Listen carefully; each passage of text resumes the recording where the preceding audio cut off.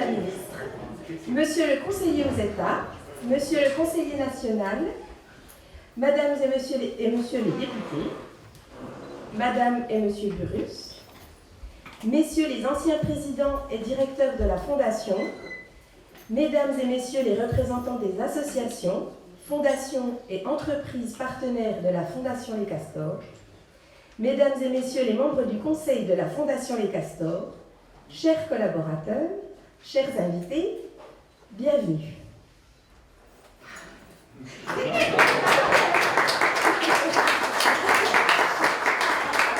avons le plaisir de vous accueillir dans le magnifique domaine de Mont-Renault pour la partie officielle précédant l'ouverture du Festival du Mont-Renault, organisé à l'occasion du 50e anniversaire de la Fondation Les Castors. C'est donc un plaisir de vous voir tous ici. Plusieurs personnalités vont se succéder pour des allocutions de circonstance. Et donc, nous allons débuter avec Madame Pedrera, que j'invite à me rejoindre, qui est donc bénéficiaire de la Fondation Les Castors et qui va ouvrir le bal des discours.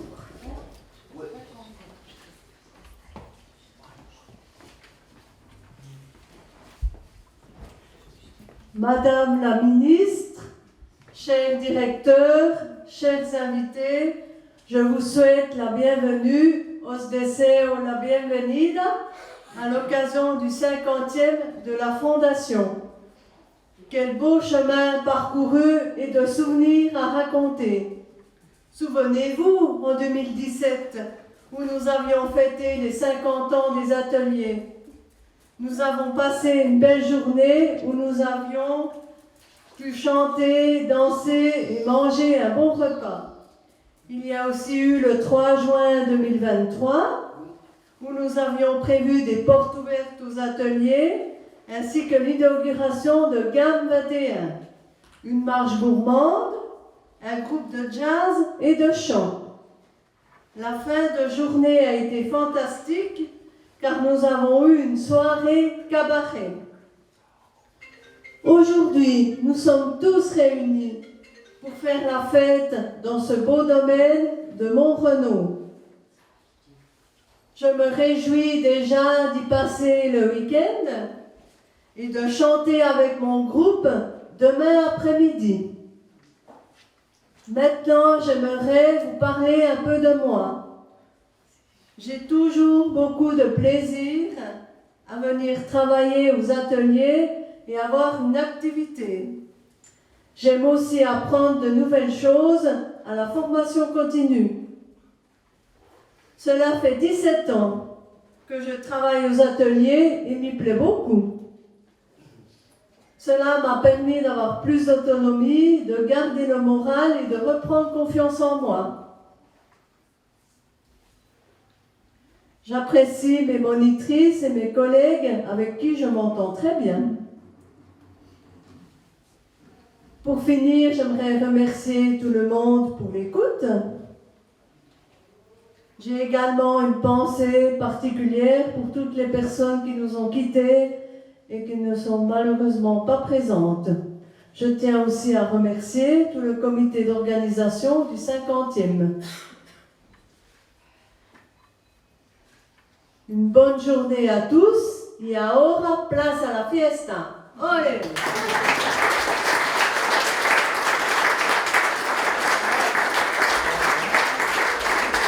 Chers invités, nous sommes là aujourd'hui parce qu'il y a plus de 50 ans, des parents se sont mobilisés pour offrir à leurs enfants une vie meilleure, une place dans la société. Ils ont créé des ateliers, des lieux de vie, et cette fondation qui fête cette année son 50e anniversaire. Ils n'ont pas ménagé leur temps ni leurs efforts. C'est une belle réussite. La fondation a toute sa place dans notre canton et y joue un rôle primordial. Elle fait tout pour mettre au centre le bien-être et le respect de tous les bénéficiaires. Les associations de parents, INSIEME et Cérébrale, œuvrent encore et toujours au sein de la fondation. Elles sont majoritaires au conseil, au bureau et dans les groupes ressources des établissements. Elles peuvent, par leur présence, participer au développement de la Fondation, apporter du soutien, des idées nouvelles et faire partager les préoccupations des parents et de leurs enfants. C'est très important de conserver cette position et pour pouvoir la maintenir, il faudrait que les jeunes parents s'engagent pour prendre la relève. 50 ans, c'est déjà une belle aventure. Il reste encore certainement de belles pages à écrire. Jeunes parents, à vous d'écrire l'histoire des 50 prochaines années. Je vous invite à vous engager comme les parents pionniers. Je souhaite une longue vie à la Fondation.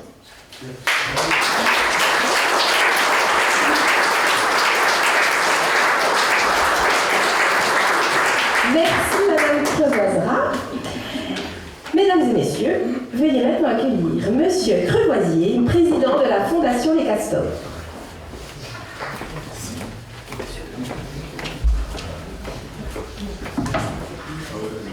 Madame la Présidente du Parlement, je suis un peu grand, c'est le souci.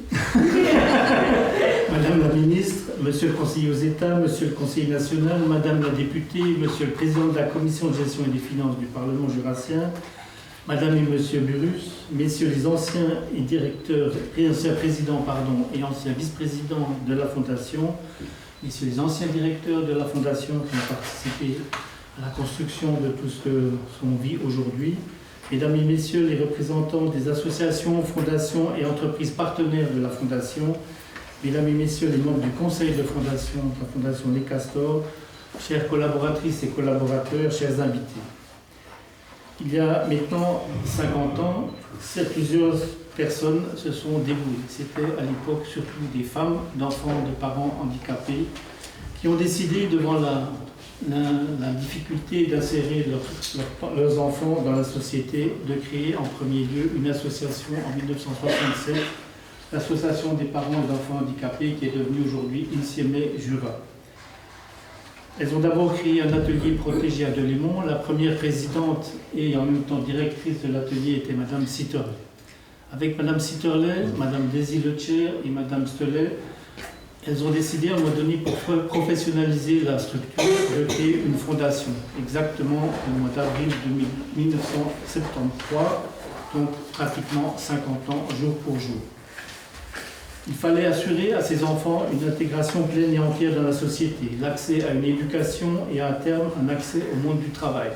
C'est pour ça que le terme les castors a été retenu, qui représente un animal qui travaille beaucoup. Donc un clin d'œil à l'intégration des enfants par le biais du travail. Elle crée d'abord cette association, comme je l'ai dit, puis afin de structurer et professionnaliser la structure, elle crée une fondation en 16 avril précisément 1973, qui est officiellement constituée avec à sa tête comme président Simon Colère, qui était à l'époque ancien conseiller d'État.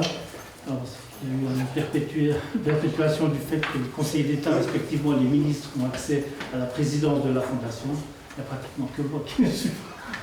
J'ai essayé, mais je n'ai pas pu. Donc voilà, c'était un peu pour. Dans ce livre très intéressant que je vous invite à lire un jour, je raconte la création, respectivement, les premiers développements de la Fondation. On montre très bien qu'à un moment donné, il y a eu l'engagement des femmes. Évidemment, les pères ont fait la même chose, les parents, etc., se sont constitués.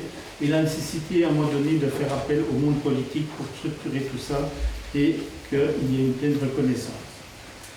S'en suivra ensuite un développement constant de la Fondation pour faire face aux besoins des personnes en situation de handicap. Je vais faire un bref rappel de ces différentes étapes. En 1975, il y a l'acquisition par la Fondation Les Castors des premiers immeubles en plein cœur de Porrentruy, précisément à la Grand-Rue, avec en 1980 l'ouverture de la nouvelle institution qui accueillait à la Grand-Rue un foyer, respectivement un premier atelier à Porrentruy. L'ouverture en 1983 du foyer Les Fontenates à Boncourt avec l'appui de Cérébral Jura.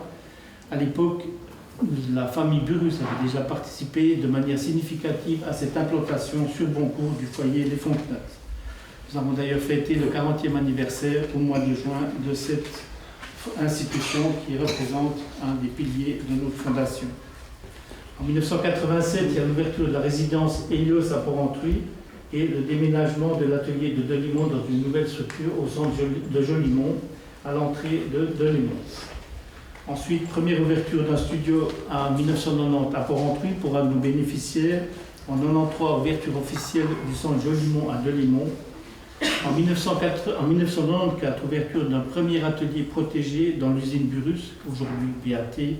Ce sera le premier atelier intégré de notre fondation pour les ateliers protégés. Là aussi, la marque de la famille Burrus qui nous a beaucoup aidés dans tous nos parcours. 1996, ouverture de la résidence La Cité à Port-Entruy. 2000, ouverture du centre Signy au Noirmont, un atelier protégé pour des résidents de Franche-Montagne. Et à toutes ces diverses solutions provisoires ensuite pour le foyer de Fontenatte, il y a eu en 2007 la réouverture de la résidence Crédit-Pierre à Boncourt pour le foyer des Fontenattes. Ensuite, 2009, projet d'extension du centre Jolimont à Delimont et rénovation du centre Hélios, respectivement ouverture d'unités d'accueil de jour.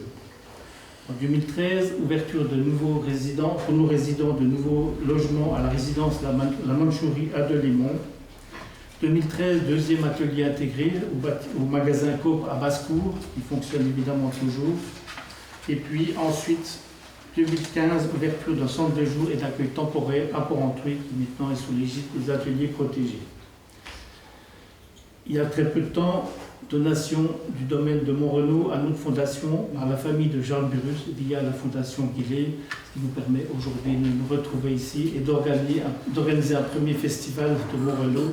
Je vois Madame Burrus qui s'inquiète de savoir s'il y aura d'autres éditions, mais je ne pense pas. C'est juste à l'occasion du 50e anniversaire de la fondation. Ensuite, il y a la création d'un nouveau pavillon pour accueillir des personnes atteintes de troubles autistiques au foyer des Fontenattes. Et en 2022, fin 2021, ouverture d'une nouvelle résidence du foyer Port-Entruy à la rue Augustin-Manet 21.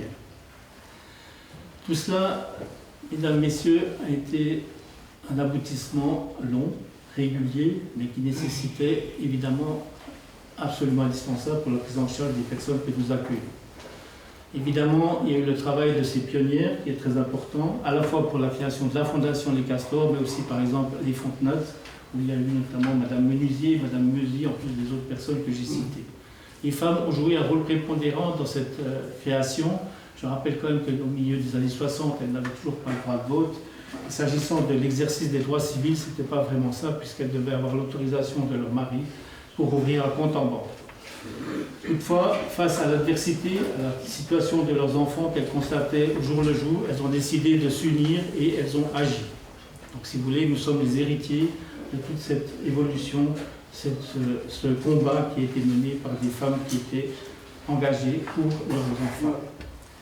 Évidemment, on a eu beaucoup de soutien, non seulement par des privés, par la famille Burrus, mais aussi institutionnellement, évidemment, d'abord par la Confédération, par l'Office fédéral des assurances sociales, et puis enfin, lorsqu'il y a eu la nouvelle répartition des tâches, par le canton qui est devenu notre principal contributeur. Il m'appartient évidemment de remercier aujourd'hui, non en présence de la présidente du Parlement, mais aussi de la ministre, en premier lieu, le canton du Jura, qui est le principal contributeur, avec qui nous avons une très très bonne collaboration, certes avec des hauts et des bas parfois, pour des questions évidemment problématiques budgétaires, mais disons que franchement, il n'y a aucun souci, disons-le aujourd'hui, même si c'est à l'occasion d'une fête. Un soutien indispensable, évidemment, il est dû par la loi, mais franchement, il n'y a aucun souci à ce niveau-là. Voilà. Les autres associations, je dois les remercier aussi. Il y a ici les Jura qui est toujours membre majoritaire du conseil de fondation, respectivement du bureau du conseil de fondation. C'est la dernière institution qui fonctionne sur ce modèle-là en Suisse. Mais disons-le, pour ma part, je trouve que ça fonctionne très bien.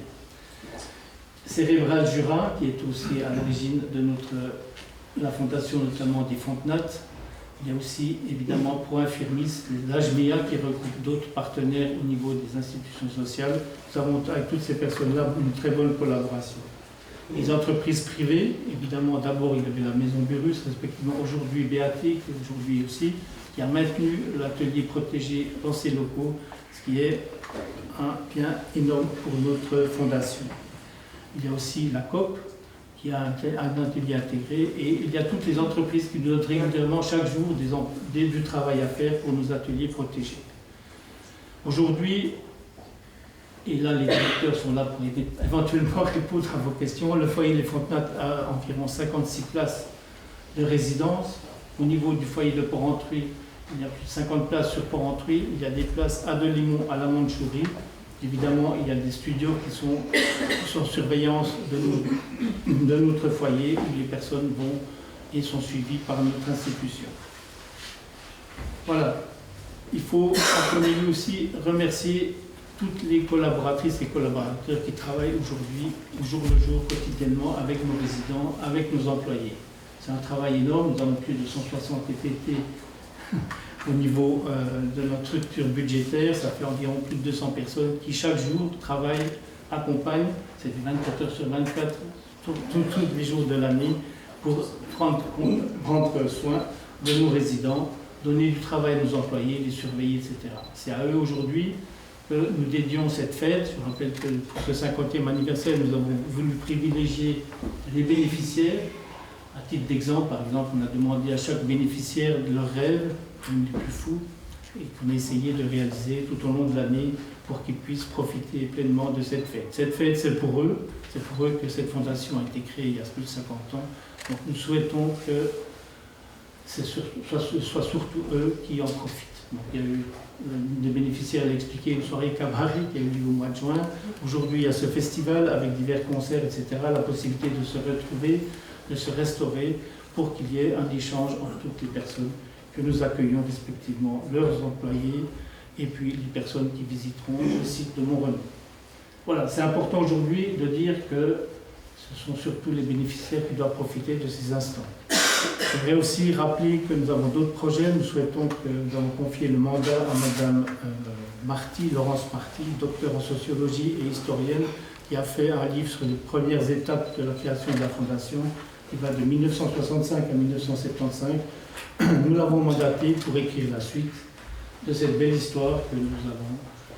Je ne suis pas pour grand-chose, honnêtement, mais que tous ensemble, nous avons réussi à construire sous l'instigation de ces personnes qui se sont lancées dans les années 60 pour bâtir cet énorme projet. Voilà, merci. Je suis très content aujourd'hui de voir les anciens présidents, les prédécesseurs, François Mercodin, François Boyard, l'ancien vice-président, M. Chariat, aujourd'hui, qui ont aussi essayé de mener cette barque, qui est une belle embarcation, et où j'ai toujours énormément de plaisir. Voilà. Pour la suite, Madame très compétente, Madame la ministre, j'étais un peu stressé au début, parce que j'ai dit qu'il faut faire attention, les salutations, etc. Donc je suis un peu. Je ne manque pas d'air, parce que moi j'ai un peu des soucis, hein, je ne suis pas le roi de l'éloquence. Donc j'ai un peu stressé. Mais maintenant, elle doit présenter Madame la ministre, que je remercie d'avoir accepté d'être là aujourd'hui. Merci à vous, et puis faites une belle fête chez vous.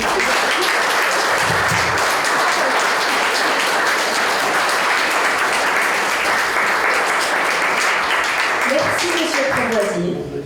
Bravo. Vous êtes très bien débrouillé. Donc, pour terminer, nous avons le privilège d'écouter Madame Martoulot, ministre du département de l'Intérieur de la République et canton du Jura.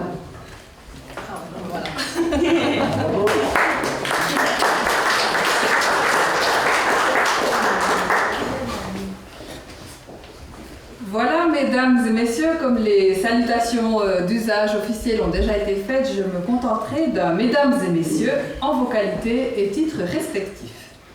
C'est avec une immense joie et une profonde émotion que nous nous réunissions aujourd'hui pour célébrer le 50e anniversaire de la Fondation Les Castors. Cette journée marque une étape importante. Elle est en fait l'occasion de se retourner sur le chemin parcouru, mais d'aussi jeter un regard vers l'avenir. C'est donc avec une infinie reconnaissance que je m'adresse à vous aujourd'hui. Mais je ressens également une certaine humilité face à une telle longévité.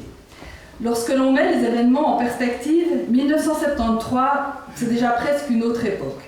1973, c'est le premier choc pétrolier, c'est le décès de Pablo Picasso, c'est encore le Danemark, l'Irlande et le Royaume-Uni qui entrent dans la communauté économique européenne, ou c'est encore le premier vol commercial du Concorde. En 1973, l'institution que je représente, le canton du Jura, n'existait d'ailleurs pas encore, si ce n'est dans l'esprit et dans le cœur d'irréductibles, de plus en plus nombreux, qui se préparaient ardemment au plébiscite qui allait se dérouler l'année suivante. C'est donc dans ce contexte que le 16 avril 1973, la Fondation Les Castors a été officiellement constituée sous l'impulsion de l'Association jurassienne de parents de handicapés physiques ou mentaux. Pouvoir célébrer un demi-siècle d'existence, je dirais même un demi-siècle de succès, n'est de loin pas une chose banale, et il est bien normal que nous nous arrêtions un instant pour marquer dignement le passage de ce cap important. Au fil des ans, la Fondation a développé et diversifié ses activités sur l'ensemble du territoire jurassien. 5 lieux de vie, presque 60 personnes à Porrentruy, le foyer Les Fontenates et ses 2 lieux de vie, les appartements à la rue de la Mandchourie à Delémont, le centre de jour d'accueil temporaire, les ateliers protégés et ces 3 sites répartis sur tout le canton, occupant 210 collaborateurs. On peut encore ajouter désormais le domaine de Montredo, qui permet de multiples activités et qui représente une carte de visite juste incroyable pour la Fondation. Ainsi, au cours des 5 dernières décennies, la Fondation Les Castors a évolué et s'est développée, non seulement en termes de taille, mais aussi en termes de structure pour répondre aux différents besoins de la population et aux nouvelles pratiques et normes d'encadrement. La petite institution de départ, presque familiale, a ainsi grandi, s'est développée, s'est transformée et elle est aujourd'hui une institution sociale qui présente une magnifique envergure. L'année 2023 restera décidément gravée dans la mémoire des amis et des partenaires de la Fondation Les Castors. Quelle année quand on y pense! Nous avons tout d'abord fêté le 28 avril 2023 les 40 ans du foyer Les Fontenates en musique et en images. La fête fut belle et chaleureuse. Nous avons été très touchés en revoyant certaines images sorties des archives de la Fondation, tout comme en écoutant les témoignages de ses parents si courageux. Toujours sur l'année 2023, nous avons également fêté l'inauguration de Gamme 21 le 3 juin dernier. Ce passage m'a donné l'occasion de faire la connaissance des nouvelles habitantes et des nouveaux habitants du lieu, de découvrir leur environnement et leur parcours. Les récits de leur vie respective m'ont ému de par leur sincérité et leur générosité. Chaque jour, la Fondation est témoin de la résilience humaine et de la capacité à surmonter les obstacles. C'est forte d'une confiance inébranlable en la capacité de chacune et chacun de déployer tout son potentiel et toutes ses compétences, et ancrée dans les valeurs humanistes que la Fondation a fait son chemin durant ces 50 dernières années pour devenir une véritable référence, reconnue loin à la ronde dans la prise en charge des personnes en situation de handicap. La Convention relative aux droits des personnes handicapées de l'ONU, ratifiée par la Suisse en 2014, garantit aux personnes en situation de handicap une inclusion dans tous les domaines de notre société. Choix du logement, accès sans condition aux prestations publiques et privées, participation à la vie culturelle et politique. Si la Confédération et les cantons doivent s'assurer que les droits des personnes en situation de handicap soient respectés, la responsabilité nous incombe également à nous toutes et tous, dans nos vies quotidiennes, d'être à l'écoute, d'aller à la rencontre, de dépasser nos représentations et nos préjugés et d'œuvrer concrètement, tous ensemble, en faveur du vivre ensemble. À ce titre, la Fondation Les Castors joue un rôle majeur et indispensable pour éviter la stigmatisation des personnes en situation de handicap, tout en favorisant leur autonomie et leur autodétermination. Il s'agit là d'un enjeu capital pour mettre cet indispensable liant dans la société. Et même si nous savons que le chemin sera encore relativement long, grâce à l'engagement constant et aux valeurs indéfectibles des femmes et des hommes qui constituent la Fondation Les Castors, mais grâce aussi à l'ensemble du tissu associatif actif dans le domaine du handicap, je suis convaincue que nous sommes sur la bonne voie pour atteindre le but d'une société inclusive. En préparant cette petite bafouille, comme je l'ai appelée, je me suis demandé quelle sera la teneur du discours du ou de la ministre des Affaires sociales en 2073 lorsqu'ils célébreront les 100 ans de la Fondation. C'est évidemment un exercice un brin vain, j'en conviens avec vous, mais il ouvre également des questionnements vastes, voire abyssaux, je dois bien le dire. Quel rôle joueront la technologie et l'intelligence artificielle dans le soutien, le logement et l'encadrement des personnes en situation de handicap? Existera-t-il encore des institutions résidentielles comme on les connaît aujourd'hui? À quel point le marché du travail se sera-t-il transformé? Comment auront évolué nos pratiques et logiques de maintien à domicile, d'entraide et d'accompagnement? Quels seront les nouveaux modèles institutionnels? Toutes ces questions ouvrent des hypothèses sans fin sur les années à venir et sur les moyens de s'y préparer du mieux possible. L'avenir comporte immanquablement des opportunités magnifiques pour soutenir cet allant que nous souhaitons donner à l'autonomie et à l'autodétermination. Mais il recèle également des risques et des dangers. En effet, nous devons à la fois constater que la société a connu des élans de solidarité et des actions d'entraide durant ces dernières années. Toutefois, nous allons paradoxalement aussi vers une société de plus en plus individualiste. Les technologies permettront certainement d'améliorer toujours plus notre quotidien et celui des personnes en situation de handicap, pour autant toutefois que l'on puisse y accéder à des conditions acceptables. Tout l'enjeu résidera dans notre faculté à distinguer tout ce qui nous sera bénéfique, avantageux et profitable de ce qui, potentiellement, nous assujettira, nous contraindra ou encore nous asservira.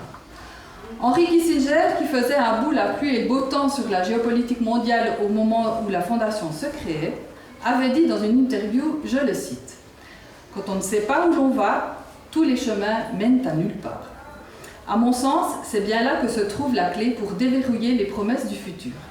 Savoir où l'on souhaite aller et quelles sont les valeurs qui nous portent. Or, à cet égard, la longévité de la Fondation, sa flexibilité, sa capacité de se réinventer constituent des points d'ancrage forts et des bases saines pour se projeter positivement dans le futur. J'ai pour ma part bon espoir que nous poursuivrons sur cette même voie, celle d'un basculement progressif d'un système d'assistanat vers la reconnaissance du droit des personnes avec handicap à l'autonomie, dans une société plus inclusive encore, que ce soit à l'école, dans une activité professionnelle ou encore dans les domaines de la mobilité, des loisirs, des logements et des soins notamment. Dans ma vision d'avenir, et dans la vôtre aussi j'en suis convaincue, la Fondation Les Castors continuera à travailler sans relâche pour offrir des services de qualité, pour plaider en faveur de politiques inclusives et pour sensibiliser le public aux enjeux auxquels font face les personnes en situation de handicap, enjeux qui se déplaceront immanquablement en fonction des évolutions de la société. Votre fondation continuera d'œuvrer pas à pas à améliorer la qualité de vie, la participation et le bonheur des personnes qu'elle accueille et soutient. Pour conclure, je tiens à exprimer ma profonde gratitude envers toutes les personnes qui ont contribué à faire de la Fondation Les Castors ce qu'elle est aujourd'hui.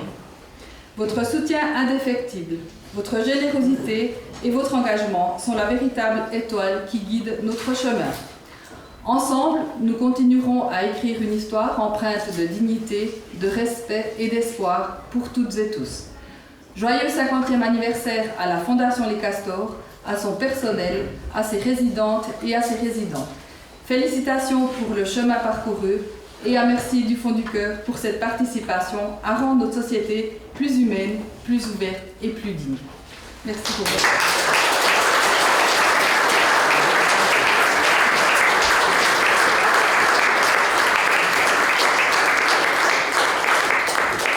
Merci Madame la Ministre. Merci Mesdames, merci Monsieur pour vos mots, pour vos discours. Merci Madame la Ministre pour les perspectives d'avenir. Nous allons continuer en chanson.